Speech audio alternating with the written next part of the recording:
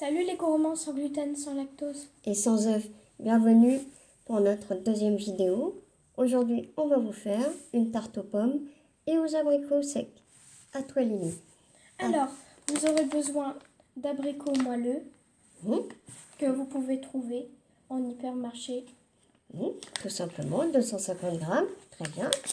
Vous aurez besoin de 4 pommes toutes simples, bien rouges surtout. Oui. Et puis aussi, Une pâte feuilletée. toute pareil, simple que vous pouvez sans trouver. gluten, qu'on trouve partout maintenant. Pas de souci. Alors, première étape de notre recette, on coupe les pommes, on pèle les pommes et on les coupe en fines lanières. Et on se retrouve tout de suite. Et voilà Lily, en plein ouvrage, en train d'éplucher les pommes avec maman. Voilà, première étape faite. Toutes nos pommes sont coupées en lanières. Et maintenant, vous prenez les abricots et vous les coupez en 4 à peu près, chaque abricot en petits morceaux. Et on les rajoute aux pommes. On se retrouve après. Et voilà, deuxième étape faite. On a mis presque tous les abricots. Coupés en 2 ou en 4, suivant la grosseur. Et maintenant, on met ça à mijoter tout doucement.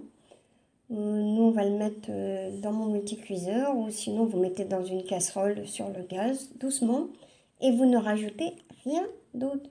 Parce qu'en plus d'être pour les intolérants comme nous, c'est limité en gras. Voilà, à tout à l'heure. On se retrouve.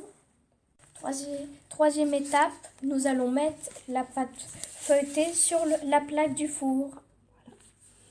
On y va. Alors, vas-y. Alors, Alors, vous la sortez un petit quart d'heure avant de l'utiliser. Ça sera plus facile à étaler. et voilà, troisième étape faite. Nous avons posé la pâte feuilletée sur notre plaque du four. Et maintenant, on attend que ça finisse de mijoter. Et on n'oublie pas de préchauffer le four à 180 degrés. À tout de suite. Et voilà, nous avons mis notre compoté de pommes et d'abricots frais. Dans la pâte feuilletée, mais 10 minutes de cuisson suffisent légèrement. Maintenant que tout est mis, on va rabattre les côtés à l'intérieur. On y va. Oui. Alors. Voilà. Alors, faut y aller avec douceur parce que nous, notre pâte, elle est un petit peu collante, sinon vous risquez de la casser. Alors voilà ce que ça donne. Voilà. Maintenant, on va prendre un petit peu de lait de riz qu'on va venir badigeonner dessus pour l'instant. Voilà, on a badigeonné le contour de notre tarte avec un petit peu de boisson au riz. Et maintenant, une petite astuce pour les gourmands. Vous prenez quelques gâteaux. Alors moi, je prends ceux de la marque Allergo qui sont sans gluten et sans lactose. Vous prenez ce que vous avez dans vos placards. Quelques petits gâteaux secs qu'on va venir écraser. Vas-y. On prend 2-3 gâteaux qu'on va venir écraser, pulvériser. Et on va venir mettre tout ça dessus. Ça va faire un petit côté craquant, très bon. Pendant que Lily est en train de pilonner nos petits gâteaux, je vais vous donner une astuce pour bien dorer votre pâte.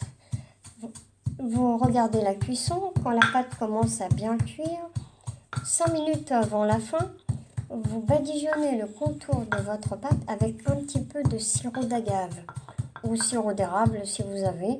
Et vous verrez, ça va donner un aspect bien doré et super joli à votre pâte. Et en plus, super bon. C'est ce que je vais faire, je vous montrerai le résultat.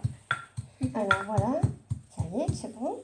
Et maintenant que c'est en miettes, voilà, les petits gâteaux émiettés, elle va les mettre dessus. Voilà, vas-y, en bonne quantité. Voilà. Je pense que ça va être bien bon.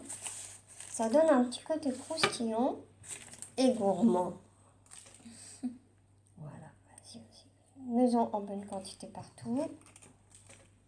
Voilà, dans les trous. Bien sûr, vous n'avez pas oublié de mettre le four en route à préchauffer. Là, dans les trous, il y en a pas. Voilà. Donc là, on n'a mis que 2 gâteaux. Ça suffit amplement, vous voyez, il en reste. Mais on recouvre bien tout, hein. N'hésitez pas. 2 petits gâteaux secs, ça suffit. Ouais, Ça suffit amplement. Voilà. Alors maintenant, il n'y a plus qu'à enfourner. Et comme je vous ai dit, à peu près 5 minutes avant la fin de la cuisson, vous rajoutez un peu de sirop sur le contour de votre pâte. On se retrouve tout à l'heure quand c'est cuit. J'ai hâte de voir le résultat. Et moi, j'ai hâte de goûter. À tout à l'heure. Et voilà notre bon gâteau après la cuisson.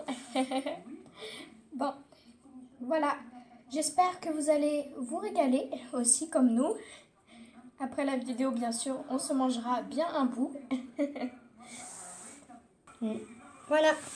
Donc notre bon gâteau, il est prêt.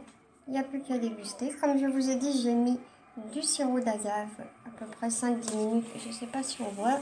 Voilà, ça brille bien. Voilà. Et voilà. Voilà. Nous espérons que la vidéo vous a plu et que vous avez bien aimé notre gâteau. Si vous souhaitez revoir notre recette, la voir ou revoir, nous espérons que notre recette vous plaira. Au revoir les gourmands! Et à bientôt pour de nouvelles idées. N'hésitez pas à laisser vos commentaires. Bisous!